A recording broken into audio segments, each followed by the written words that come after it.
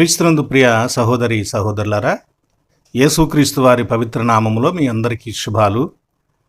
ఈరోజు పరిశుద్ధ లేఖనము ధ్యానించటకై మిమ్మను ప్రేమపూర్వకంగా ఆహ్వానిస్తూ ఉన్నానండి. ప్రార్థన. కృప కలిగిన దేవా, నీకు స్తోత్రములు. మీ వాక్యము ధ్యానము చేసుకున్నటకు నీ బిడలమైన మేము ఆశపడుతున్నాము. కనికరించండి. పరిశుద్ధ వాక్యము ధ్యానము చేయుటకు కావలసిన జ్ఞానమును, తెలివిని, వివేకమును, పరిశుద్ధమైనటువంటి మీ బలమును మాకు అనుగ్రహించి కృప చూపించుమని. యెహోవా మా ఆశ్రయదుర్గమా, నా విమోచకుడా, నా నోటి మాటలు, మా అందరి హృదయ ధ్యానములు మీ దృష్టికి అంగీకారములుగా అనుగ్రహించుమని యేసునామమున ప్రార్థించి వేడుకొంచున్నాము తండ్రి. ఆమెన్. ఈస్టర్ తరువాతి 3వ ఆదివారము డి సరణిలో ఏర్పాటు చేయబడిన లేఖన భాగములు చదువుదాం. పత్రిక పాఠ్యభాగము యోహాను మొదటి పత్రిక 4వ అధ్యాయము 9వ వచనం నుంచి 14వ వచనం వరకు ఏర్పాటు చేయబడింది. దీని యందు మనము 10-11 వచనాలు చదువుదాం. మనము దేవుని ప్రేమించితమని కాదు, తానే మనలను ప్రేమించి మన పాపములకు ప్రాయశ్చిత్తమై ఉండుటకు తన కుమారుని పంపెను. ఇందులో ప్రేమయున్నది. ప్రియులారా, దేవుడు మనలను ఈలాగు ప్రేమింపగా మనమొకరినొకడు ప్రేమింప బద్ధులమై ఉన్నాము. సువార్త పాఠ్యభాగముగా యోహాను సువార్త 12వ అధ్యాయము 20వ వచనం నుంచి 26వ వచనము వరకున్న లేఖనము నుండి 23-24 వచనాలు చదువుదాం. అందుకు యేసు వారితో ఇట్లనెను, మనుష్య కుమారుడు మహిమ పొందవలసిన గడియ వచ్చి ఉన్నది. గోధుమ గింజ భూమిలో పడి చావకుండిన ఎడల అది ఒంటిగానే ఉండును, అది చచ్చిన ఎడల విస్తారముగా ఫలించును. పాత నిబంధన లేఖన భాగము యెషయా గ్రంథము 40వ అధ్యాయము 26వ వచనం నుంచి చివరి వరకు ఉన్న లేఖనము 29వ వచనాన్ని చదువుదాం. సొమ్మసిల్లిన వారికి బలమిచ్చువాడు ఆయనే, శక్తిహీనులకు బలాభివృద్ధి కలుగు చేయువాడు ఆయనే. మన తండ్రి అయిన దేవుని నుండి, ప్రభువైన యేసుక్రీస్తు నుండి కృపయు సమాధానములు మీకు కలుగును గాక. ఆమెన్. ప్రభునందు ప్రియులారా, యేసుక్రీస్తు వారి పవిత్ర నామంలో మీ అందరికి మరోసారి శుభాలను తెలియచేస్తూ ఉన్నాను. ఈ వారంలో 21వ తేదీని రైట్ టు ఇన్ఫర్మేషన్ డేగా ప్రపంచము అనుసరిస్తున్నది. సమాచారమును పొందే హక్కును గురించి ఇది తెలియచేస్తుంది. 22వ తేదీ ఎర్త్ డే, ధరిత్రి దినోత్సవము. మనుషులందరూ కూడా ఒకంత వారు నివసిస్తున్న భూమి మీద శ్రద్ధ కలిగి ఉండాలని తెలియచేస్తూ ఏర్పాటు చేయటం జరిగింది. 26వ తేదీని కూడా కాలుష్య నివారణ దినోత్సవంగా జరిగిస్తూ ఉంటారు. మనము నివసిస్తున్నటువంటి ఇప్పుడు ఉన్నటువంటి పరిస్థితుల్లో ప్రతి వారికి కూడా లంగ్స్ సమస్యలు వస్తూ ఉన్నాయి. దానికి కారణం వాతావరణంలో ఏర్పడినటువంటి విపరీతమైనటువంటి పొల్యూషన్, వాహనాలు, ఫ్యాక్టరీలు మొదలైన వాటి వలన వస్తున్నటువంటి ఉద్గారాలు మొదలైన వాటితో ఈ పెద్ద ప్రమాదము ఏర్పడి ఉన్నది. కనుక అందరూ లంగ్స్ సమస్యతో ఎక్కువ బాధపడుతున్నారు. కాబట్టి సాధ్యమైనంత వరకు ఆ కాలుష్యం తగ్గించుకోవడానికి అందరూ ప్రయత్నం చేయాల్సినటువంటి అవసరత ఉన్నదని తెలియచేస్తూ ఏర్పాటు చేశారు. ఈరోజు లేఖన భాగాల్లో 3 లేఖన భాగాల్లో కూడా దేవుడు మనకు 3 రకాలుగా కనిపిస్తారు. దాన్ని బట్టి 3 రకాలుగా మనం పేర్లు నిర్ణయించుకోవచ్చు. పాత నిబంధన లేఖన భాగము బలమైన దేవుడు అనే అభిప్రాయాన్ని తెలియచేస్తుంది. పత్రిక పాఠ్యభాగము ప్రేమ అయ్యున్న దేవుడు, ప్రేమ కలిగిన దేవుడు అని స్పష్టంగా తెలియచేస్తుంది.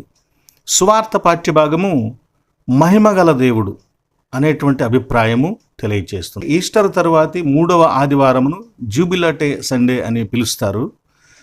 ఎప్పటి నుంచో సంఘము ఈ పేరుతో పిలుస్తూ ఈ ఆదివారమును దానికి తగినట్లుగా పాఠములు కూడా ఏర్పాటు చేసుకుంటూ ఉంటారు. లాటిన్ భాషలో జూబిలాటే డియో ఒమినిస్ టెర్రా అనేటువంటి పదము చెప్పబడుతుంది. దాని యొక్క అర్థం ఏమిటంటే shout with joy to God all the earth. జుబిలాటే అంటే జాయ్, హ్యాపీనెస్. దేవుని గూర్చి సంతోషగానము చేయుడి, మన దేవుని యొక్క బలాతిశయమును బట్టి ఆనందగానము చేయుడి అంటూ కీర్తనల్లో 66వ సంకీర్తన 1-3 వచనాలు ప్రారంభ గీతంగా కూడా ఆరాధనలో ఏర్పాటు చేయడం జరుగుతుంది. ప్రియ సహోదరి సహోదరులారా, ఈస్టర్ తర్వాతి 3వ ఆదివారం నాకు ఏర్పాటు చేయబడిన పరిశుద్ధ లేఖన భాగములలో యోహాను సువార్త 12వ అధ్యాయము 20వ వచనం నుంచి 26వ వచనం వరకు ఉన్న లేఖన భాగాలు ఏర్పాటు చేయబడ్డాయి.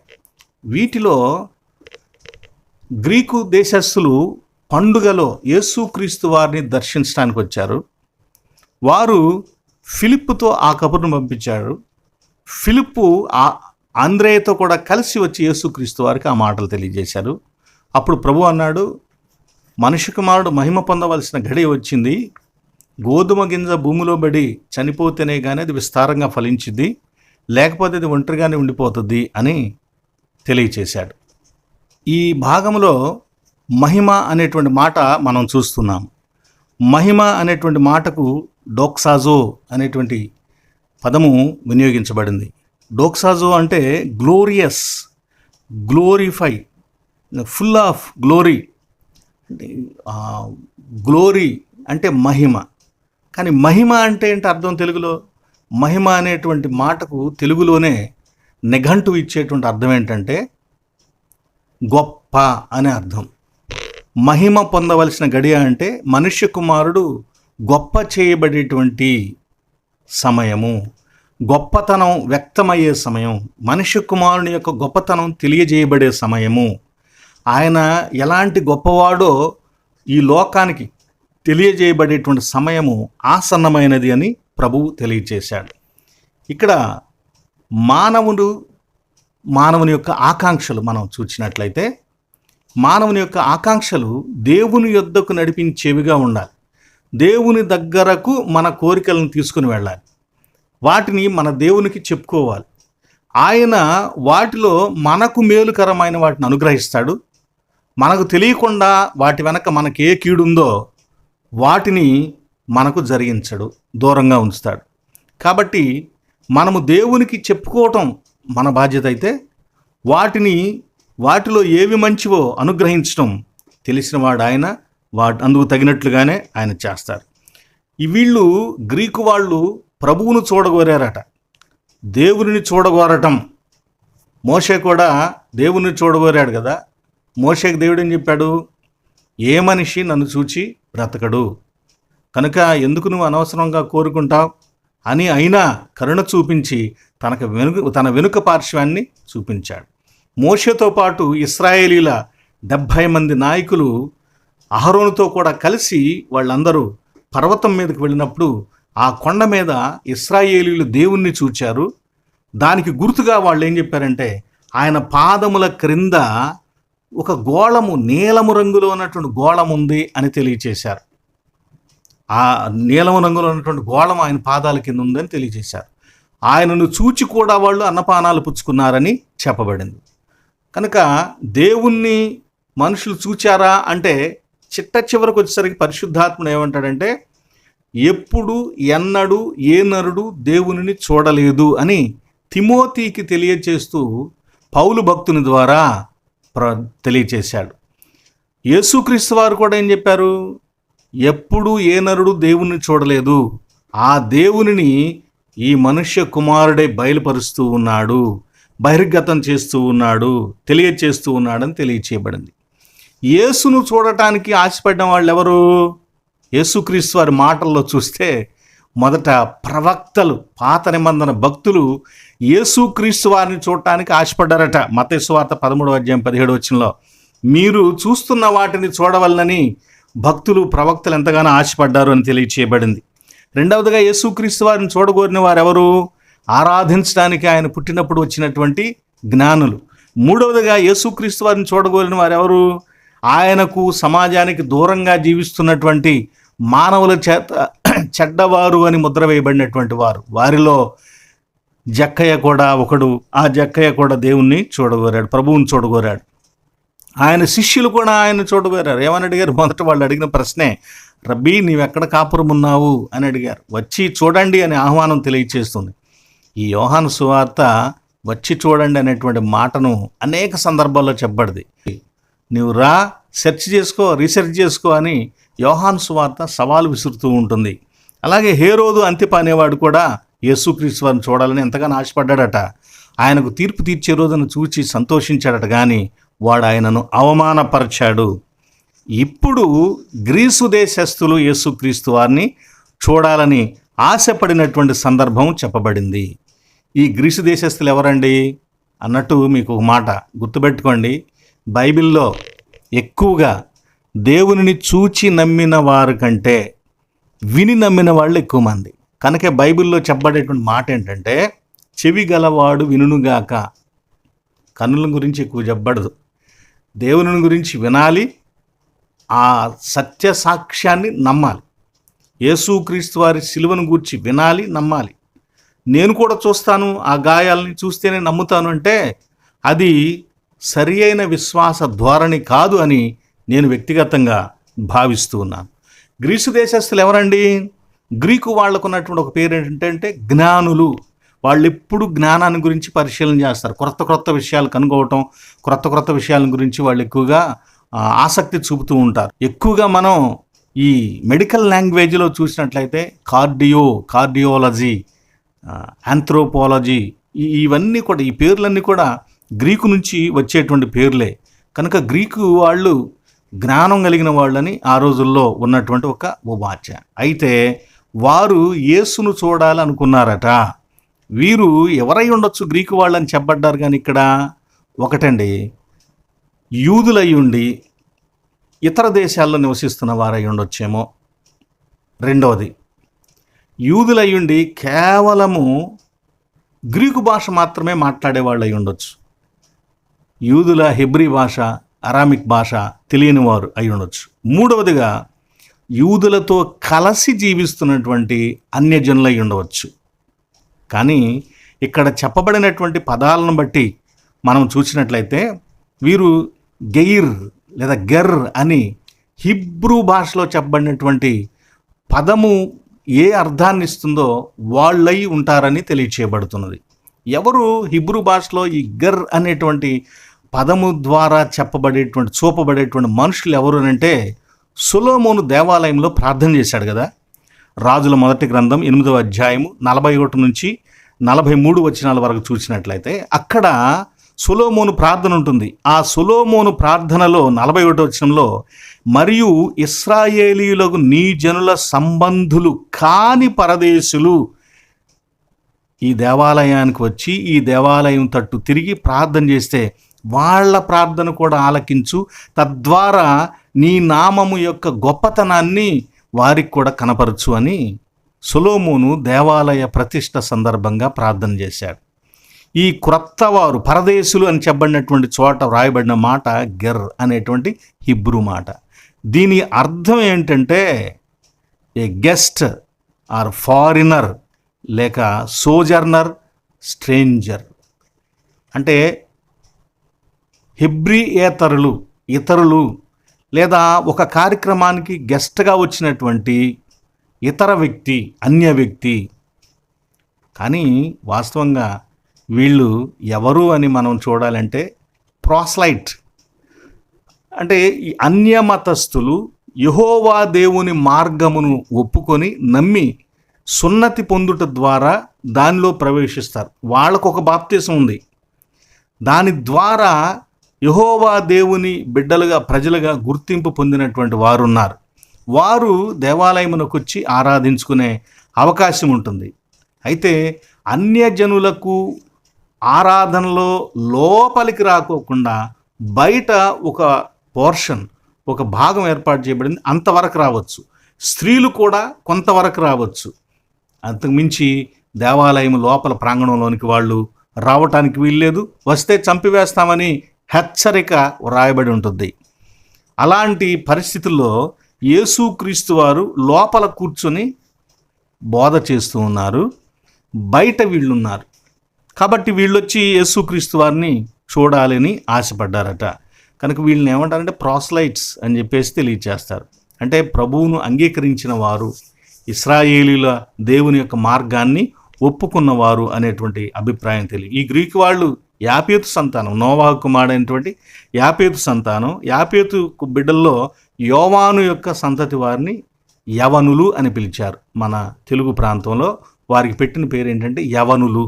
యవ్వనులు కాదండి, యవనులు అంటే గ్రీకు ప్రజలు అనేటువంటి అర్థం వస్తుంది. ఈ గ్రీకు వాళ్ళు యేసుక్రీస్తు వారిని చూడగోవటం ద్వారా ఏం చేస్తున్నారంటే చాలా గొప్ప విషయం. నంబర్ 1, ఆయనను మహిమపరుస్తున్నారు. అంటే వాళ్ళు వచ్చిందేమో ఆరాధనకి, దేవాలయానికి, పండుగకి. ఆ సాంప్రదాయాలు ఆ పద్ధతులు చేయకుండా వాళ్ళు ఎవరిని వెతుకుతున్నారంటే యేసుక్రీస్తు వారిని వెతుకుతున్నారు. ఎందుకంటే ఆయన లాజరును లేపినటువంటి ఆ గొప్ప సంగతి వినిన అనేకులు ఆరాధనకి, పస్కా పండగకి వచ్చారు, కానీ నామమాత్రంగా అక్కడ చేయవలసినవి చేసుకున్నారు. కానీ ముఖ్యంగా యేసుక్రీస్తు వారిని గురించే ఒక పెద్ద టాక్ అక్కడ జరుగుతుందన్నమాట. మీకు తెలిస్తే చెప్పండి, మేము చంపేస్తామని చెప్పి ప్రధాన యాజకులు నిర్ణయం తీసుకుని ఉన్నారు. యేసుక్రీస్తు వారి దేవాలయంలోకి వచ్చి బోధ చేస్తూ ఉన్నాడు. వీళ్ళందరూ యేసుక్రీస్తు వారిని మెస్సియాగా నమ్ముతూ ఉన్నారు. ఆయన చేస్తున్న గొప్ప కార్యాలను బట్టి ఆయనను ఘనపరుస్తూ ఉన్నారు.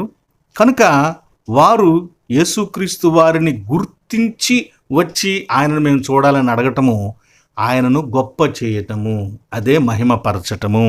అందుకే ప్రభు అన్నారు, మహిమ పొందవలసినటువంటి సమయము అని. యేసుక్రీస్తు వారిని చూడగొట్టడం ద్వారా వాళ్ళు ఏం చేయబడ్డారంటే, ఆయనను చూడటానికి వస్తే ఆయన సిలువను చూడమని చెప్తున్నాడు. గోధుమ గింజ ఎలాగైతే చనిపోయి మళ్ళా మొలిచి ఎక్కువ గింజలు అవుతుందో, అలాగే మనుష్య కుమారుడు కూడా చనిపోయి తిరిగి లేచి అనేకులకు జీవాన్ని అనుగ్రహిస్తాడు. కనుక మీరు దానిని పరిశీలన చేయండి, నా ముఖాన్ని ఇక్కడ చూడటం వల్ల ప్రయోజనం లేదన్నట్లుగా ప్రభువు వారికి తెలియచేశాడు. ఈ గోధుమ గింజ ఉపమానం వారికి చెప్పడం ద్వారా ప్రభువారు ఏం చేస్తూ ఉన్నారంటే, మనుష్య కుమారుడు ఈ లోకంలో చనిపోవటం అనేది తప్పనిసరి, కంపల్సరీ జరగాల్సిందే అన్నట్టుగా తన మరణాన్ని గురించి అది ఒక వాస్తవికమైనటువంటి సంఘటనగా తెలియచేస్తున్నాడు. గోధుమ గింజ మళ్ళా తిరిగి మొలుస్తుంది, అది ఫలిస్తుంది. కాబట్టి ఆయన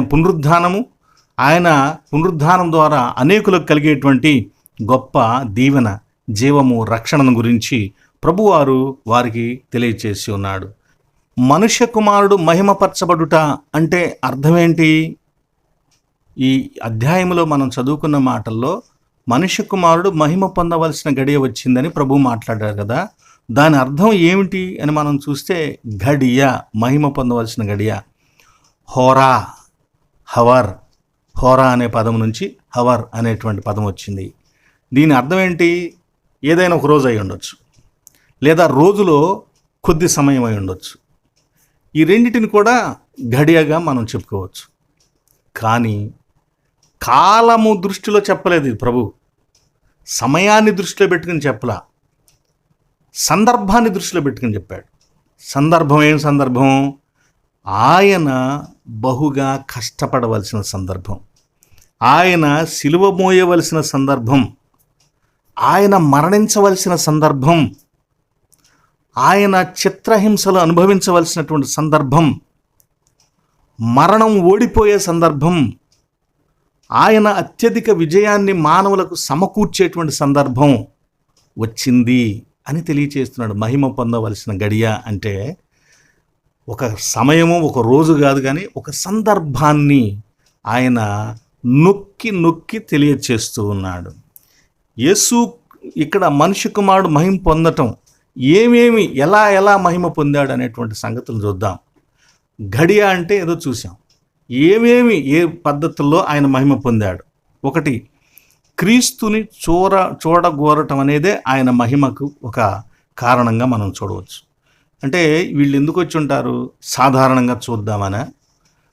అందరూ ఏదో చెప్పుకున్నారు యేసుక్రీస్తు వారిని గురించి, చనిపోయిన లాజరుని ఏదో బతికించాడంట, కనుక మనం కూడా చూద్దామని వాళ్ళు వచ్చారా? అంటే జనరల్గా కంటితో నేత్రానందం అంటారు చూసారా, నేత్రాశ తీర్చుకోవటానికి వచ్చారా? లేక పరిశీలన చేయటానికి, నిజంగా ఇలాంటి గొప్ప కార్యాలు చేస్తానంటే ఈయన పాత నిబంధన భక్తులు చెప్పినటువంటి మెస్సియా, లేక ఇంకా ఎవరైనా మెస్సియా లాంటి మోసగాడ, ఎవరై ఉండొచ్చు అని పరిశీలన చేయటానికి వారు వచ్చారు. అంటే యేసుక్రీస్తు వారు అన్యుల పట్ల ఏ భావాన్ని కలిగి ఉన్నాడు? మొదటగా శిష్యులను పంపించేటప్పుడు అన్నాడు, మీరు ఇశ్రాయేలులో నశించిన గొర్రెల దగ్గరకే వెళ్ళండి. మత్తయి సువార్త 10వ అధ్యాయం 5వ వచనంలో 6వ వచనంలో తెలియచేయబడుతుంది. ఇతరుల చోట్లకి, సమరయుల మార్గాల్లోనికి మీరు వెళ్ళొద్దు, కేవలం ఇశ్రాయేల్లో. మొదట యేసుక్రీస్తు వారు అన్యజనుల పట్ల నాకు బాధ్యత లేదన్నట్లుగా ఉన్నాడా అనిపిస్తుంది. కానీ ఆయన పుట్టుకలోనే దేవదూతలు పాడినటువంటి పాట, దేవుణ్ణి ప్రేమించు వారికి భూమి మీద సమాధానం అంటే కేవలం యూదులనే కాదు, సర్వ ప్రపంచంలో ఉన్నటువంటి మనుషులందరికీ కలుగబోవు మహా సువర్తమానము అని చెప్పబడింది యేసుక్రీస్తు వారి పుట్టుకను గురించి. కనుక మనకి కనపడటానికి అట్లా పక్షపాతంగా ఆ సమయంలో కనపడవచ్చు. శిష్యులకు మొదటిగా ఆయన సేవలో ప్రాక్టీస్ కోసం పంపిస్తున్నప్పుడు సొంత జనంలోనికే పంపించాడు. కాబట్టి ఆ సొంత జనం దగ్గరికి వెళ్ళండి, ఇతరుల దగ్గరికి వెళ్ళొద్దు అని తెలియచేశాడు. రెండవదిగా యేసుక్రీస్తు వారు 8వ అధ్యాయము 11వ వచనంలో, ఇదే మత్తయి సువార్త 8వ అధ్యాయం 11వ వచనంలో అంటాడు, అనేకులు తూర్పు నుండి, పడమటి నుండి, నలుదిక్కుల నుంచి వచ్చి ఇశ్రాయేలుతో, అబ్రహాముతో కూడా, ఇస్సాకుతో కూడా, యాకోబుతో కూడా పరలోక రాజ్యమందు కూర్చుంటారు అని తెలియచేశాడంటే ఇక్కడ కేవలం యూదులైనా, ఇశ్రాయేలీలైనా కాదు, లోకంలో ఉన్న మనుషులందరూ. పాత నిబంధనలోనే ప్రవచనం ఏం చెప్పించాడు? అన్యజనులు నీ వెలుగుకు వచ్చెదరు, నీవు అన్యజనులకు వెలుగుగా ఉందువు. అదే ప్రవచనాన్ని సిమియోను భక్తుడు ఆయనకు సున్నతి ఇచ్చే రోజున పాడాడు. నాథా, నీ సమాధానం చొప్పున నీ దాసునికి పోనిచ్చుతున్నావు అని పాడుతూ, నీవు ఇశ్రాయేలుకు మహిమ కారణంగాను అన్యజనులకు రక్షణగాను వెలుగుగాను ఉన్నావని తెలియచేయబడుతున్నాను. కాబట్టి యేసుక్రీస్తు వారు కేవలం యూదుల కోసమే లేదా ఇశ్రాయేలీల కోసమే వచ్చినవాడు అనుకునేటువంటి మాట భ్రమ. అది అర్ధ జ్ఞానంతో చెప్పుకునేటువంటి మాట. అనేకులు యేసుక్రీస్తు వారిని కేవలం యూదుల దేవుడు, లేక యూదుడు, ఇశ్రాయేలీయుడు, ఈ దేశస్థుడు కాదు, ఆ దేశస్థుడు అనేటువంటి మాటలు మాట్లాడుతూ ఉంటారు. ఇది నమ్మని వ్యక్తులు, ద్వేషించే వ్యక్తులు చెప్పేటువంటి మాట. కాబట్టి అన్యులు ఆయనను చూడటం, ఆయనను కోరుకోవటం అనేది ఆ పాత నిబంధన ప్రవచనాలన్నీ కూడా ఎవరిని చూపిస్తున్నాయో, ఆయనను దేవాలయములో వారు కూడా ఆయన అని గౌరవిస్తున్నటువంటి సందర్భంగా కనిపిస్తుంది. కనుక అన్యులు ఆయనను చూడగోరటం ఆయనకు మహిమ. కనుక ఆయన మనుష్య కుమారుడు మహిమ పొందవలసిన గడియ వచ్చి ఉన్నది అని తెలియచేశాడు. మూడవదిగా యేసుక్రీస్తు వారికి మహిమ ఏమిటి? ఏమండి, మహిమ అంటే ఏమిటో, మహిమ గడియ అంటే ఏమిటో చూసాం. రెండవదిగా అన్యులు ఆయనను వెదకుట ద్వారా ఆయన మహిమ పొందుతున్నాడు అని. మూడవదిగా ఆయన మరణమే ఆయన మహిమ. దేవుని మహిమ, ప్రభువుకు మహిమ ఏంటంటే ఆయన మరణమే. కొన్ని విషయాలు చెబుతాను చూడండి. యేసుక్రీస్తు వారి జీవితంలో ఆయన జననం, ఆయన బోధ, ఆయన అద్భుతాలు, సూచక క్రియలు, సమస్తములో కూడా ఆయన మహిమ పొందాడు. సమస్తములో, అన్ని విషయాలలో మహిమ పొందాడు. కానీ ఆయన మరణము ద్వారా మరీ ఎక్కువగా మహిమ పొందాడు. ఉన్నతమైన మహిమ, ఒక సంపూర్ణమైనటువంటి మహిమను ఆయన మరణము ద్వారా పొందాడు. ఎలా?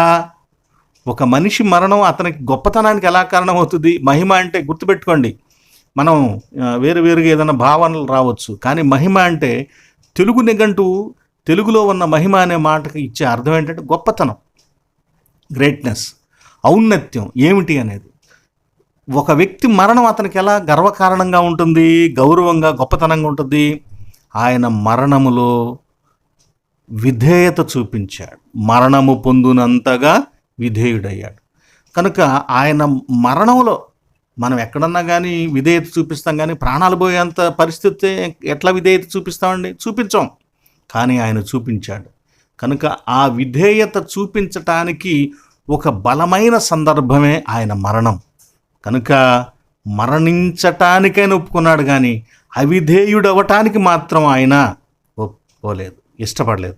కనుక ఆయన మరణంలో విధేయత చూపించి మహిమను పొందాడు. మూడవదిగా ఆయన మరణములో ప్రేమను చూపించాడు. మరణంలో ప్రేమను చూపించాడు. మరణించేటప్పుడు ఆయన ప్రేమించటం ఎలాగూ దేవుని ప్రేమ మనుష్యుల పక్షంగా ఒక వ్యక్తి చనిపోవాలి కనుక వీళ్ళందరినీ పక్కనుంచండి, వాళ్ళ కోసం నేను చనిపోతానని ఆయన వచ్చి వాళ్ళందరి పట్ల, మానవ జాతి పట్ల ఉన్న ప్రేమను ఆయన కనపరిచాడు. కనుక ఆయన మరణంలో ప్రేమ ఉన్నది. మీరేమైపోతే నాకెందుకయ్యా, నా ప్రాణాలు ఎందుకు పెట్టాలి అని అనలేదు. ఆయన ప్రేమిస్తున్నాడు కాబట్టి ప్రాణం పెట్టాడు. అంటే ఆయన మరణంలో ఆయన ప్రేమ కనపడతా ఉంది. ప్రేమ కోసమై మరణించినటువంటి మహోన్నతుడు. 4వదిగా ఆయన మరణములో ఆయనకు గొప్పతనం ఏంటంటే చిత్రహింసలు అనుభవించటం, పైగా వాటిని భరించటం. ఎన్ని రకాలుగా ఆయన్ని హింసిస్తారో ఆయన ముందే చెప్పాడు. మనుష్య కుమారుణ్ణి అన్యులకు అప్పగిస్తారు, వారు ఆయనను కొడతారు, అవమానపరుస్తారు, హింసిస్తారు, సిలువ వేస్తారు అని తెలియచేశాడు.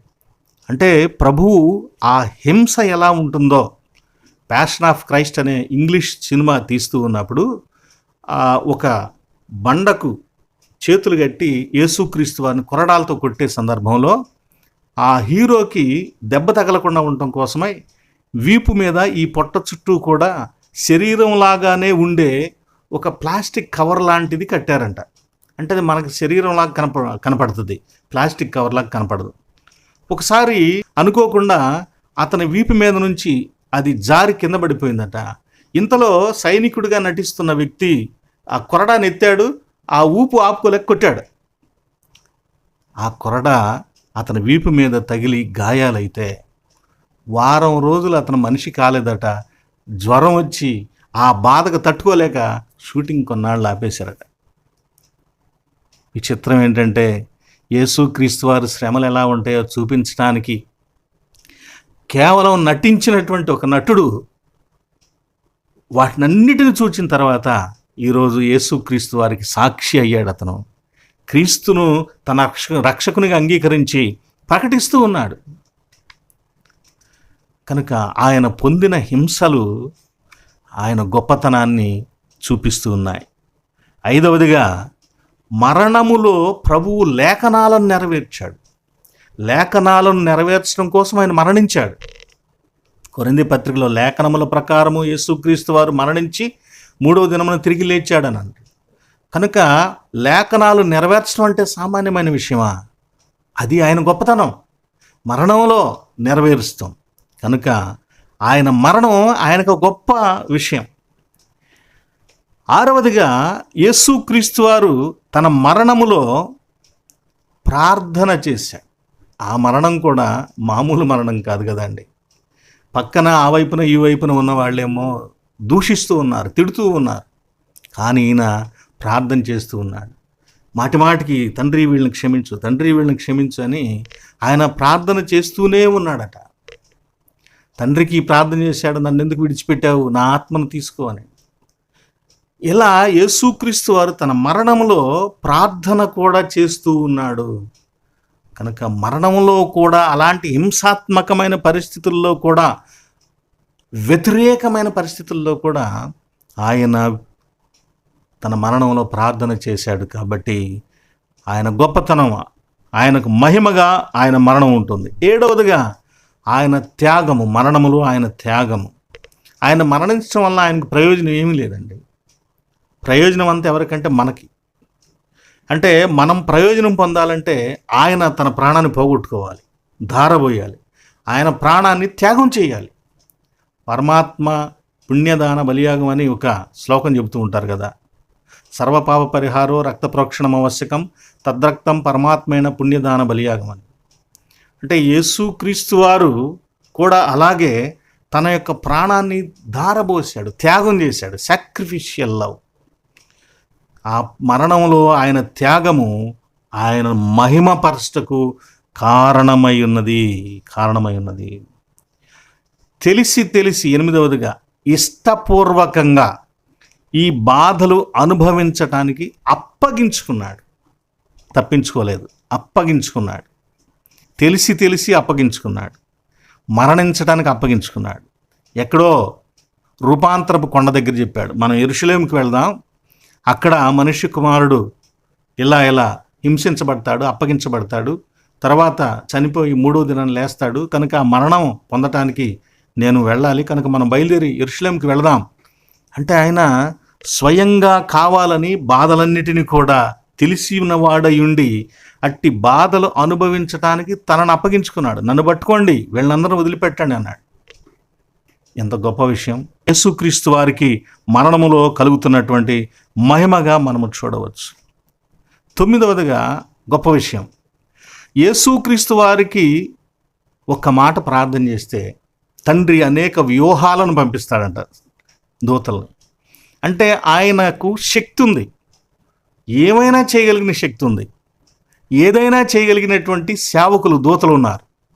కానీ ఆ మరణించే సమయంలో బాధలు పడ్డాడు, అవమానపడ్డాడు, గాయాలు పొందాడు, శిక్ష అనుభవించాడు. కానీ తన శక్తిని, తన అద్భుతమైనటువంటి బలాన్ని ఉపయోగించి ఎక్కడ ఎవరికి హాని చేయలేదు, వేరుగా తన కోసం తన బలాన్ని ఆయన ఉపయోగించుకోలేదు. ఇది గొప్ప కాదంటారా? ఇంతకంటే గొప్ప ఏముంటుందండి? మనకేదైనా సమస్య వస్తే మనకున్న రికమెండేషన్లు అన్నీ చెప్పిస్తాం, డబ్బులు ఉపయోగిస్తాం కదా, మన జ్ఞానాన్ని ఉపయోగిస్తాం, బంధుత్వాన్ని ఉపయోగిస్తాం. కానీ ప్రభు తన పవర్స్ ఏమీ ఉపయోగించలేదు. ఉపయోగించగలిగిన వనరులన్నీ ఆయనకున్నాయి, కానీ దేనిని ఉపయోగించలేదు. ఇది గొప్ప కదా? ఉపయోగించకుండా మరణించాడు. ఇదే ఆయన మరణము యొక్క గొప్పతనం. మహిమ పొందు గడియ ఆయన మరణమే ఆయనకు మహిమ. 10వదిగా మనం చూస్తే ఆయన ఎవరి కోసం ఇన్ని అనుభవించాడు, ఎవరి కోసం తన ప్రాణాన్ని ఇచ్చాడు అని చూసినట్లయితే పాపుల కోసం. మంచివాళ్ళ కోసం అంటే అది వేరు ఉంటుంది. మంచివాని కొరకు ఒకడు మరణముందుటరుదుగా. అయ్యా, మంచివాని కోసం ఎవడైనా ఒకడు మరణం పొందటమే తక్కువ, కానీ నువ్వు పాపుల కోసం మరణం పొందావు. అంటే పనికిరాని వాళ్ళ కోసము, నరకానికి వెళ్ళే వారి కోసము, మార్పు చెందని మనుష్యుల కోసము, ఆయన ప్రేమను గుర్తించని మనుష్యుల కోసము ఆయన ప్రేమించాడు. ఆయన తన ప్రాణాన్ని ధారపోశాడు. తెలిసి తెలిసి ఏ యవనస్తుడు కూడా పనికి మాలిన చేష్టలు కలిగిన స్త్రీని కానీ వివాహం చేసుకోడు కదా. కానీ ప్రభు అలాంటి స్త్రీనే వివాహం చేసుకున్నాడు. దయచేసి మామూలు స్త్రీ అనుకోబాకండి. అనేక మంది పాపుల సమాహారమైనటువంటి సంఘము, దానిని పవిత్రపరచటం కోసమై తనను అప్పగించుకున్నాడంటే ఆయన చనిపోక ముందు పవిత్రత లేనిది, అపవిత్రమైనటువంటిది. అలాంటి అపవిత్రమైన సమాజం కోసం ఆయన మరణించాడు. మంచి వాళ్ళ కోసం చచ్చిపోయాడు రా అంటే పర్లేదురా, గొప్పవాడు అనుకుంటాం. అసలు మంచివాళ్ళు కాని వాళ్ళ కోసం చనిపోయాడంటే చూసారా, మన నాలెడ్జ్ వేరు, దేవుని నాలెడ్జ్ వేరు. కాబట్టి ప్రియా స్నేహితులారా, మన కోసం మరణించేంత అర్హత మన దగ్గర ఏమి లేదండి. అయినా మన కోసం ఆయన మరణించాడు కనుక అది ఆయన గొప్పతనం, అది ఆయన గొప్పతనం. మనం మంచి వస్తువు కోసం రూపాయి మీద రూపాయి పెట్టి కొనుక్కుంటాం, కానీ ఆయన మంచిదాని కోసం కాదు, నీతిమంతుల కోసం నేను రాలేదు, పాపులను ప్రేమించడానికే నేను వచ్చానని తెలియజేస్తున్నాను. మరొక గొప్ప విషయం, ఆయన మరణములో ఆయన ఎలా మహిమ పొందుతున్నాడు అనేటువంటిది 11వదిగా ఏమిటంటే, దేవునికి మరణం లేదు, అయినా మరణించటం. చాలామంది యేసుక్రీస్తు వారిని గురించి దేవుడు కాదు అని వాదించే వాళ్ళు చెప్పేటువంటి ఒక మూల అంశం ఏంటంటే డెత్. అంటే మనిషి మరణిస్తాడు కానీ దేవుడు మరణించడు. దేవునికి మరణం లేదు, అమరుడు, మరణించని వాడే దేవుడు. కాబట్టి అలాంటి మరణం లేని దేవుడిని యేసుక్రీస్తు వారు అంటారేంటి? ఆయన చనిపోయాడు కదా, ఆయన చనిపోయినట్లుగా, చంపబడినట్లుగా ప్రకటించబడుతూ ఉంది కదా, అలాంటప్పుడు ఆయన దేవుడు ఎలా అవుతాడు, దేవుడైతే ఎలా మరణిస్తాడు అని ఒక వాదన లోకంలో ఉంది. కానీ ఒక ఆశ్చర్యకరమైన విషయం ఏంటంటే, దేవునికి అసాధ్యమైనది ఏదైనా ఉన్నదా? ఏమండి, నిజమే మీరు అన్నట్టు దేవునికి మరణం లేదు, మరణించేవాడు దేవుడు కాదు. అయితే దేవునికి అసాధ్యమైనది ఏమైనా ఉందా? దేవుడు చేయలేనిది ఏమైనా ఉందా? మరణించడం అనే పని చేయలేడా దేవుడు? అలాగైతే ఆయన దేవుడు ఎలా అవుతాడు? ఆయనకి అసాధ్యమైన ఒక సంగతి అంటూ ఉందిగా అట్లయితే లోకంలో. కాబట్టి మరణించటం అనేది దేవుడు కాదు అనటానికి అసలు సిద్ధాంతమే కాదు. మాట్లాడాలి కాబట్టి మాట్లాడుతున్నారు. మీతో ఎవరైనా మాట్లాడితే ఇదే చెప్పండి, దేవునికి అసాధ్యమైనది ఏముంది? ఆయన మరణించలేని వాడు కాదు, మరణించకుండా ఉండేవాడు దేవుడు అనే మాటను ఒప్పుకుంటున్నాం. కానీ మరణం అనే దానిని ఆయన స్వీకరించలేకపోతే మరణించడం అనేది ఆయన చెయ్యలేడు అనేటువంటి భావం వస్తుంది. కాబట్టి యేసుక్రీస్తు వారు దేవుడయ్యుండి మరణించాడు, మృతుడయ్యాడు. ఇదిగో నేను మృతుడనైతిని గాని యుగయుగములు సజీవుడను. Yes, alpha omega, top to bottom, A to Z. దేవుడు చేయలేనిది ఏదీ లేదు. పాపం చేయడు, గుర్తుపెట్టుకోండి. మళ్ళా ఆ మాట చెప్పొద్దు, దాన్ని తీసుకురావద్దు. ఆయనకు అసహ్యమైందే అది. తన ప్రజలను ఆయన తన దగ్గరికి చేర్చుకోవటానికి ఆయన మరణించాడు కనుక ఇది చాలా గొప్ప విషయం. యేసుక్రీస్తు వారు దేవుడై ఉండి మరణించడం అనేది ఆయన మహిమకు కారణంగా ఉంటూ ఉన్నది. చివరిగా 12వదిగా మనుష్య కుమారుడు మహిమ పొందటం అనేది ఆయన మరణమే మహిమ అనే మాటలో 12వ విషయాన్ని మనం చూస్తున్నాం. అదేమిటంటే అనేకులను దేవుని దగ్గరకు తీసుకొని రావటానికి, దేవునితో కలపటానికి ఒక జంక్షన్గా ఆయన మరణాన్ని ఏర్పాటు చేశాడు. దేవునితో మనుషులు కలుసుకునేటువంటి ఒక స్థలము, జంక్షన్, యేసుక్రీస్తు వారి బలిపీఠము. ఆయన మరణించినటువంటి బలి అర్పణను అర్పించినటువంటి ఆ బలిపీఠము శిలువ బలిపీఠము. కనుక సంఘములో, దేవాలయములో ఎదురుగా ఆల్టర్ మీద ఆ శిలువ కనిపిస్తూ ఉంటుంది. నీవు దేవుణ్ణి కలుసుకునే చోటది, నీ దేవుడు నిన్ను కలుసుకున్న చోటు. దైవత్వం మానవత్వం కలుసుకున్నటువంటి ఒక గొప్ప మహోన్నతమైనటువంటి చోటు యేసుక్రీస్తు వారు మరణించినటువంటి శిలువ బలిపీఠం. కనుక స్నేహితులారా, ఈ 12 విషయాలు ఇంకెన్నో ఉంటాయి. యేసుక్రీస్తు వారి మరణమే ఆయన మహిమకు కారణము, ఆయన మరణమే ఆయనకు మహిమ అని చెప్పుకోవటానికి, మనుష్య కుమారుడు మహిమ పొందవలసిన గడియ వచ్చింది అనేటువంటి మాటకు మరొక అర్థం ఏంటంటే పైకెత్తబడుట అనేటువంటిది కూడా. ఆయన పైకెత్తబడటమే ఆయన మహిమ అనేది కూడా తెలియచేయబడుతుంది. ఈ పైకెత్తబడుట అనేటువంటి మాట సమదృక్పథ సువార్తలైనటువంటి మత్తయి, మార్కు, లూకా సువార్తికులేమో యేసుక్రీస్తు వారి ఆరోహణము ఆయనకు మహిమ కారణము, దానిని పైకెత్తబడుట అన్నట్లుగా ఆ భావనతో వాళ్ళు తెలియచేస్తారు. కానీ యోహాను సువార్తికుడు జ్ఞానాన్ని దృష్టిలో పెట్టుకుని సువార్తను రాశాడు కనుక, అందుకే మొదట ప్రారంభిస్తూనే వాక్యము, ద వర్డ్, లొగోస్ అనేటువంటి గ్రీకు సాంప్రదాయాన్ని, పద్ధతిని తీసుకొని వాక్యాన్ని చెప్పాడు. కనుక జ్ఞానయుక్తమైన విధానంలో వాక్యాన్ని తెలియచేస్తూ ఉన్నాడు. కనుక ఈ పైకెత్తబడుట అనేటువంటి మాటను ఏం చెబుతాడంటే, యేసుక్రీస్తు వారు శిలువలో పైకెత్తబడటము, సమాధి చేయబడటం అనే దానినే మహిమగా, పైకెత్తబడటంగా యోహాను సువార్తికుడు తెలియచేస్తాడు. కనుక ఈ పండుగలో అనేక మంది అన్యులైన వారు యేసుక్రీస్తు వారిని చూడటానికి వచ్చారు, ఆయనను ఘనపరుస్తూ వచ్చారు.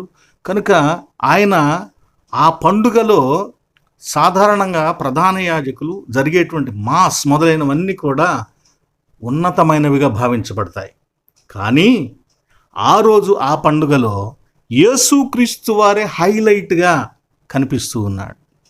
అటు ప్రధాన యాజకులకేమో కంటగింపుగా, ఇటు ప్రజలకేమో ఒక మెస్సియాగా, దీనిని పైకెత్తబడుట అనే భావనతో యోహాను సువార్తికుడు తెలియచేస్తున్నాడు.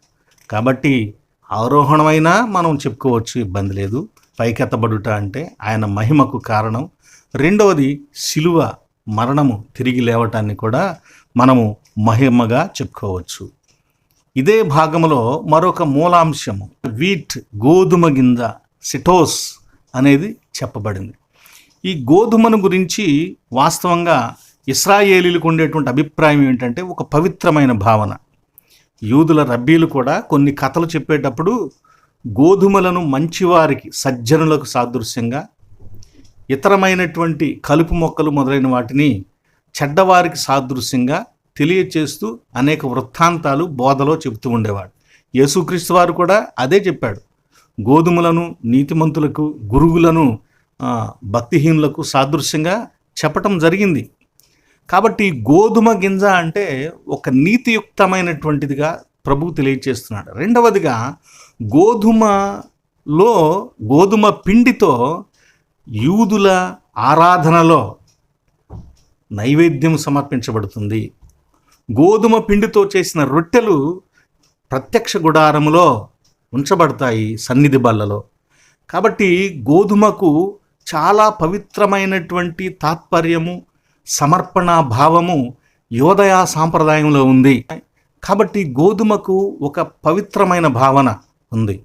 యేసుక్రీస్తు వారు గోధుమ గింజ అని తను పోల్చుకోవడం ద్వారా తన యొక్క పవిత్రతను, తన యొక్క ఔన్నత్యాన్ని, తన గొప్పతనాన్ని, తన ప్రత్యేకతను తెలియచేస్తూ ఉన్నాడు. గోధుమ గింజ ఎలా పవిత్రంగా ఎంచబడుతుందో, దైవీకమైనదిగా ఎంచబడుతున్నదో, నేను కూడా దేవుడనై ఉన్నాను, పరిశుద్ధనై ఉన్నాను అని తెలియచేయబడుతూ యేసుక్రీస్తు వారు ఈ మాటలను తెలియచేశారు.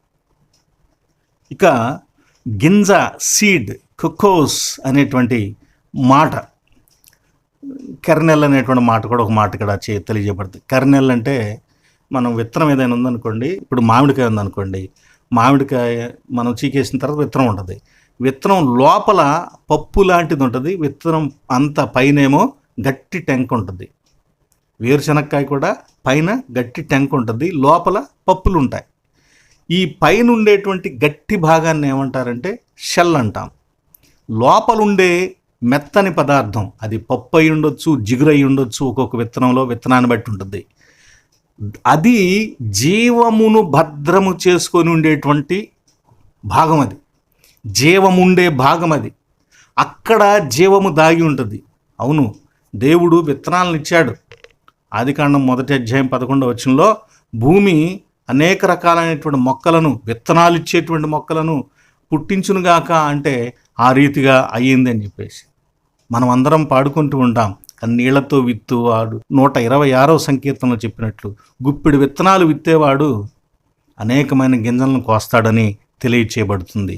కనుక ఇక్కడ ఈ కొక్కోస్ లేదా స్పెర్మా, సీడ్ అని చెప్పబడినటువంటి ఈ మాటలకు అర్థం ఒకటేంటంటే మామూలుగా విత్తనం, అది ఏ జాతి మొక్కకు సంబంధించిన ఏదైనా విత్తనం. రెండవది ఈ విత్తనము అనే మాటకు అర్థం ఏంటంటే సంతానము అనే మాట కూడా ఉంది. సంతానము ఆదికాండం 3:15 స్త్రీ సంతానము, నీ సంతానము అని సాతాను గురించి, స్త్రీని గురించి మాట్లాడాడు.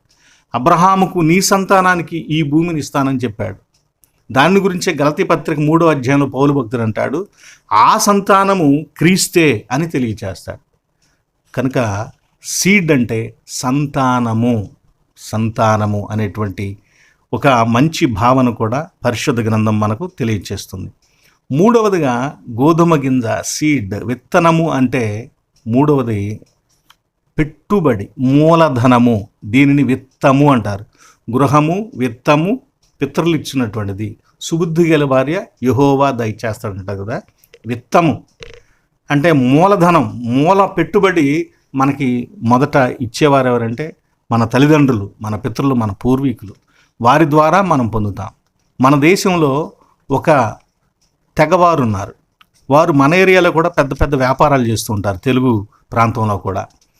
వారు పిల్లల్ని ఎక్కువగా చదివించరు, కానీ అందరూ కలిసి ఉండి వాళ్ళందరూ కలిసి ఒక పిల్లవాడికి బిజినెస్ చేసుకోవటానికి డబ్బులు ఇస్తారు. ఒక పట్టణానికి వెళ్తారు, ఆ కుటుంబం మొత్తం అక్కడ వ్యాపారాలు పెట్టుకుంటారు. ఈ పిల్లవాడు కూడా ఎదిగిన తర్వాత క్రొత్తగా తాను కూడా వేరొక షాపును ఏర్పాటు చేసుకోవటానికి వీళ్ళందరూ కలిసి వాడికి కొంత ధనాన్ని ఇస్తారు. దాన్ని ఏమంటారంటే విత్తము, మూలధనము. పెట్టుబడి అనేది ఏంటి? మన జేబులో పెట్టుకుంటేనా వ్యాపారం జరిగేది? పెట్టుబడి అంటే మనము బయటకు ఇచ్చేది. అది అనేక రీతులుగా మార్పు చెంది లాభం రూపంలో మన దగ్గరికి వస్తుంది. విత్తనం కూడా అలాగే మనం వదిలిపెట్టుకోవాలి, భూమిలో పడేయాలి. భూమిలో పడేస్తేనే అది తిరిగి మనకి లాభంగా వస్తుంది. కనుక సీడ్ అంటే పెట్టుబడి. యేసుక్రీస్తు వారు తన రక్తమును, తన ప్రాణమును పెట్టుబడిగా పెట్టాడు, మూలధనంగా ఇచ్చాడు. ఆయన తిరిగి పరలోకానికి వెళ్ళినప్పుడు అక్కడ పాట పాడారు. ఆ పాటలో నీవు మాత్రమే నీ రక్తమును ఇచ్చి అనేకులను కొని ఒక రాజ్యంగా ఏర్పాటు చేశావు అని తెలియచేయబడుతుంది. కాబట్టి యేసుక్రీస్తు వారి రక్తము ఒక మూలధనం, పెట్టుబడి. దానినే ఇక్కడ ప్రభువు చెబుతూ ఉన్నాడనమాట. సీడ్, విత్తముగా తెలియచేస్తున్నాడు. చివరిగా ప్రియులారా, ఈ గ్రీకు వారి కోరిక నెరవేర్చబడిందా లేదా? చాలా వరకు మనం ఎక్కువగా ఈ గోధుమ గింజను గురించినటువంటి ఉపమేయాలు మొదలైనవి చూస్తూ ఇంతటితో ఆగిపోతూ ఉంటాం. కానీ నిజంగా మనం తెలుసుకోవాల్సింది ఏంటంటే, గ్రీకు వారి యొక్క ఆకాంక్ష నెరవేర్చబడిందా? దీనిని చూచి మనం ముగించుకుందాం. నంబర్ 1, వాళ్ళు వారి ఆకాంక్షను ఎక్కడికి తెచ్చారంటే ప్రభు దగ్గరికి తెచ్చారు. ప్రభు దగ్గరికి తెచ్చినప్పుడు వారు ప్రభువుని చూశారా? లేదు. ఎలా చూడలేదు? వీళ్ళు అన్యులు కాబట్టి అన్యులు ఉండే ప్రాంగణంలో ఉన్నారు, దేవాలయంలో. అది దాటి ఇంకా లోనికి వెళ్ళడానికి వీల్లేదు. ఆ లోపల యూదులు కూర్చునేటువంటి, ఆరాధన జరిగించేటువంటి ప్రాంగణం ఒకటి ఉంది. ఆ ప్రాంగణంలో యేసుక్రీస్తు వారు ఉన్నాడు. అక్కడికి వీళ్ళు వెళ్ళటానికి లేదు, ఆయన అక్కడ బోధిస్తున్నాడు. కనుక వీళ్ళకి వాళ్ళ భాషకు దగ్గరగా ఉన్న పేరు పెట్టుకున్నటువంటి ఫిలిప్పు దొరికాడు. కాబట్టి ఫిలిప్పుతో మాట్లాడారు, అయ్యా మేము ప్రభువుని చూడాలనుకుంటున్నాం ఒకసారి అని అన్నారు. వెళ్ళి ప్రభువుకు ఆ మాట తెలియజేశాడు. అంద్రేయని కూడా తోడు తీసుకుని వెళ్ళి, యేసుక్రీస్తు వారు సరేలే వాళ్ళు ఇక్కడికి రారు కదా, వస్తే వాళ్ళని చంపేస్తారు కదా అని, ఒకవేళ నేనున్నాను రండి అని చెప్పలేదు, లేదా నేనే వస్తానని వెళ్ళి వాళ్ళకి కనపడలేదు. యేసుక్రీస్తు వారు వాళ్ళకి కనపడలేదు. వాళ్ళు కోరుకున్నది వాళ్ళు పొందలేదు. కానీ ఒక మెసేజ్ పంపించాడు. ఆ మెసేజ్ ఏంటంటే, మనుష్య కుమారుడు మహిమ పొందవలసిన గడియ వచ్చింది. గోధుమ గింజ భూమిలో పడి చనిపోతేనే అది విస్తారంగా ఫలిస్తుంది, లేకపోతే ఒంటరిగా ఉంటుంది. ఇదే మీకు నేను తెలియజేస్తున్నటువంటి బోధ అని వారికి చెప్పి పంపించాడు. దాంతో వారు సంతృప్తి చెంది వెళ్ళిపోయారు అని మనం భావించవచ్చు. అయితే ఇక్కడ కొంతమంది పండితుల అభిప్రాయం ఏంటంటే, వాళ్ళు చూడగోరెను అనే మాటకున్న అర్థం, వాళ్ళు ఇంతకుముందు ఎన్నోసార్లు యేసుక్రీస్తు వారిని చూసిన వారేనట. కానీ ఆ రోజు, ఆ పండుగలో ప్రత్యేకంగా ఎందుకు చూడాలని అనుకుంటూ ఉన్నారంటే, ఒక కారణం ఉంది. ఆ కారణం ఏంటంటే, ఆ కారణం యేసుక్రీస్తు వారిని చంపటానికి పెద్ద ప్లాన్ జరుగుతూ ఉంది. ఇది ఆయనకి తెలిసిందో లేదో, కనుక ఆయనకు తెలియచేసి జాగ్రత్తగా ఉండమని చెబుదాము. ఆయన చాలా మంచివాడు, మంచి పనులు చేస్తున్నాడు, మంచి బోధ చేస్తున్నాడు. కనుక అలాంటి వాళ్ళని వీళ్ళు చంపాలనుకుంటున్నారు, అలాంటి వ్యక్తిని. కాబట్టి కొంచెం మనకు తెలిసిన విషయాన్ని మనం కనిపెట్టాం, ఇక్కడ మనకు తెలిసింది కనుక ఆయనతో ఒక మాట చెబుదాం అని వాళ్ళు ఆశపడ్డారట.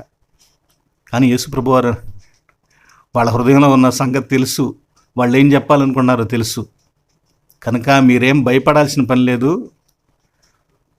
మామూలుగా మనం గోధుమలు కొన్ని విత్తనాలకు వేరు చేస్తాం, కొన్ని తినటానికి వేరు చేస్తాం. నేను కూడా వ్యవసాయం చేశాను. ట్రాక్టర్లతో వరి ధాన్యాన్ని ప్రారంభించే రోజుల్లో విత్తనాల కోసం ఉపయోగించేటువంటి గింజలను ఆ ట్రాక్టర్తో తొక్కించిన వాటిని వాడేవాళ్ళు కాదు. అందుకోసం ఒక బస్తా 2 బస్తాలు కావాలంటే విడిగా కొట్టి వాటిని భద్రం చేసేవాళ్ళం. అంటే విత్తనానికి తీసేటువంటి గింజ వేరుగా ఉంటుంది, మామూలుగా వాడుకోవటానికి తీసుకునేటువంటి గింజలు వేరుగా ఉంటాయి. ఆ గింజను గురించి చెబుతున్నాడు ప్రభువారు. ఆ విత్తనానికి తీసిన గింజ మామూలు గింజలాగా చచ్చిపోతుంది, భూమిలో వేసినా చచ్చిపోద్ది, తిరిగి లేస్తుంది, ఫలిస్తుంది. భూమిలో వేయకపోతే సంవత్సరం తర్వాత దాని జీవం పాడైపోతుంది, అలాగైనా చచ్చిపోతుంది.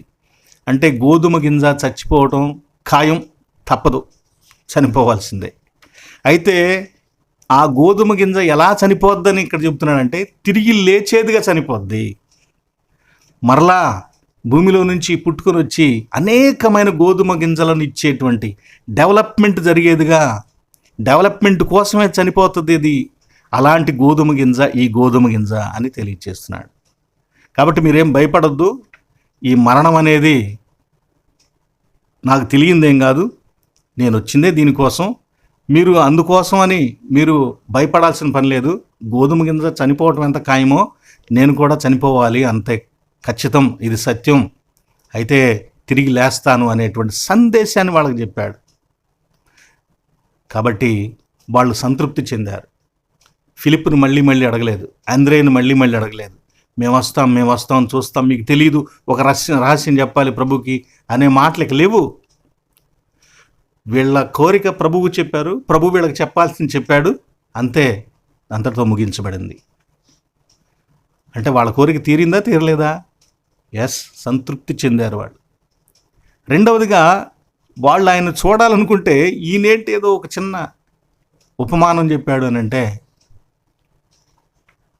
ముందుగానే చెప్పుకున్నాం కదా, గ్రీకు వాళ్ళు కొంచెం జ్ఞానులని, జ్ఞానులకు జ్ఞానయుక్తంగానే తెలియచేశాడు.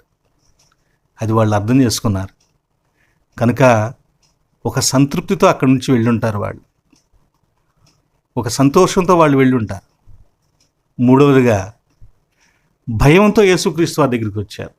అయ్యా, నువ్వు చనిపోతావేమో, నిన్ను చంపివేస్తారేమో, మేము ఈ మాట నీకు చెప్పాలనుకుంటున్నాం, నువ్వు కొంచెం జాగ్రత్తగా ఉండు, ఈ పండుగలోనే ఏదైనా చేయాలని చూస్తున్నారు అని చెప్పడానికి వచ్చారు.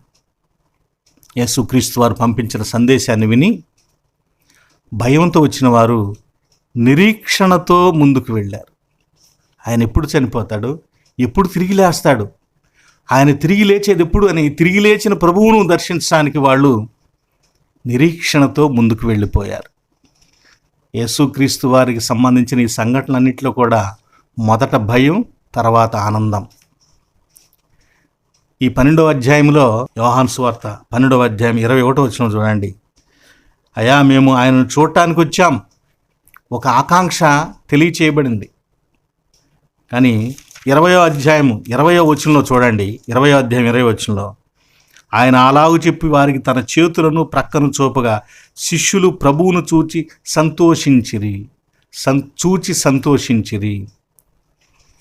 వచ్చి చూడండి అని మొదటి అధ్యాయంలో తెలియచేయబడింది, 20వ అధ్యాయంలో చూపించబడింది. చూచి సంతోషించి ఆనందించారు. దేవుడు తన భక్తుల మొరను ఆలకించని వాడు కాదండి, ఆలకిస్తాడు. మనం అనుకున్న విధానంలో ఆయన సమాధానం చెప్పడు. మనకు ఉపయోగకరమైన మార్గంలో, మనం తెలుసుకోగలిగిన మార్గంలో ఆయన మనకు సమాధానము తెలియజేసే దేవునిగా ఉంటూ ఉన్నాడు.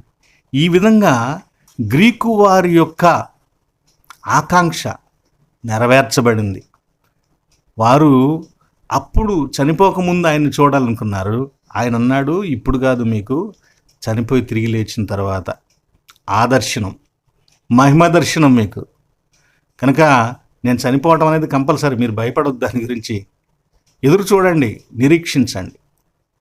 క్రైస్తవ సాంప్రదాయమే నిరీక్షణ సాంప్రదాయం. నిరీక్షణ లేని ఇతరుల వలె మీరు దుఃఖపడకుడి. ఎస్, ఈరోజు ఉన్న పాఠాల్లో మనం చూసినట్లయితే స్నేహితులారా, నెంబర్ 1, పాత నిబంధన బలవంతుడైన దేవుడు, బలమైన దేవుడు, బలమునిచ్చే దేవుడు.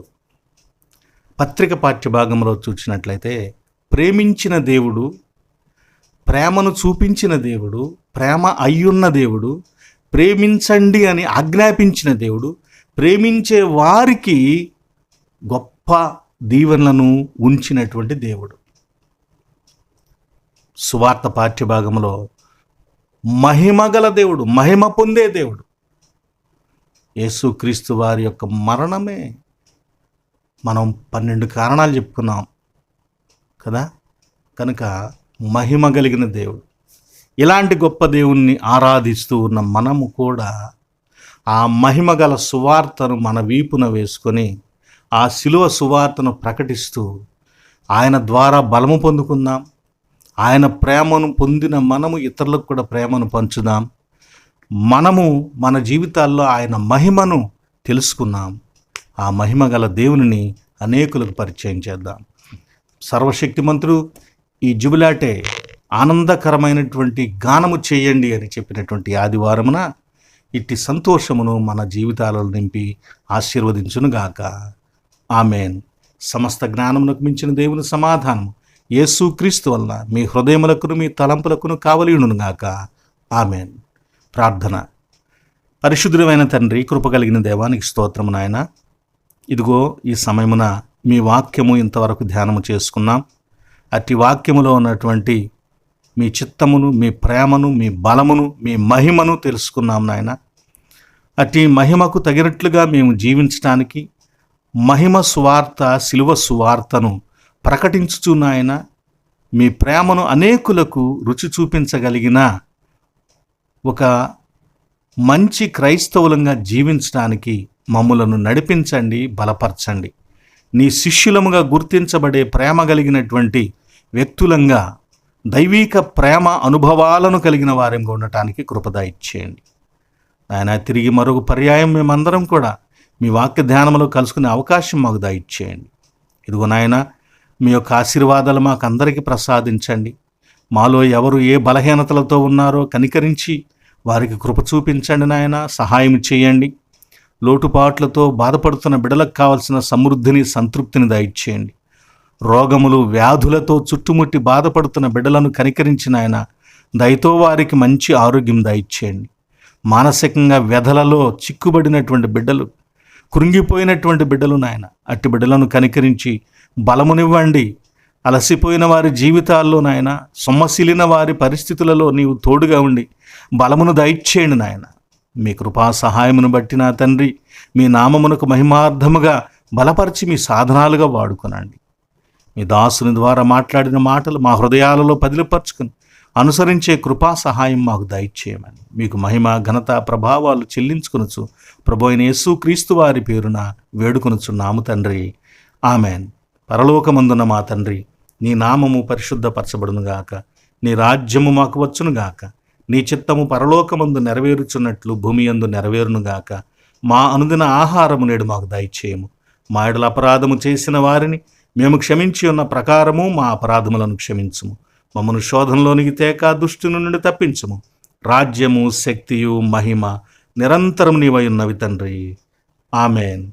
మన పరమ తండ్రి అయిన దేవుని ప్రేమయు, ప్రభు అయిన యేసుక్రీస్తు వారి కృపయు, పరిశుద్ధాత్మ దేవుని యొక్క అన్యోన్య సహవాసము సదా మీకు తోడయిండి మీకు దీవెనలను అనుగ్రహించునుగాక. ఆమెన్. ఆమెన్. ఆమెన్. మీ అందరికి వందనాలు ప్రియులారా. మీ ప్రార్థనా అవసరం కోసమై నాకు ఫోన్ చేయండి. అలాగే ఏదైనా ఈ సేవను ప్రోత్సహిస్తూ దైవదాసునికి సహకారం అందించదలిసిన వారు కూడా మరి ఫోన్ చేసి ఆ ఫోన్ నెంబర్ నుంచి సహకారం కూడా అందించవచ్చని తెలియచేస్తూ మీ అందరికి మరొకసారి శుభాలు తెలియచేస్తూ ఈ మాటలు ముగిస్తున్నాను. అనేకులకు మరి షేర్ చేయండి, లైక్ చేయించండి, సబ్స్క్రిప్షన్స్ కూడా చేయించండి. దేవుడు మిమ్మల్ని దీవించును గాక. సెలవు.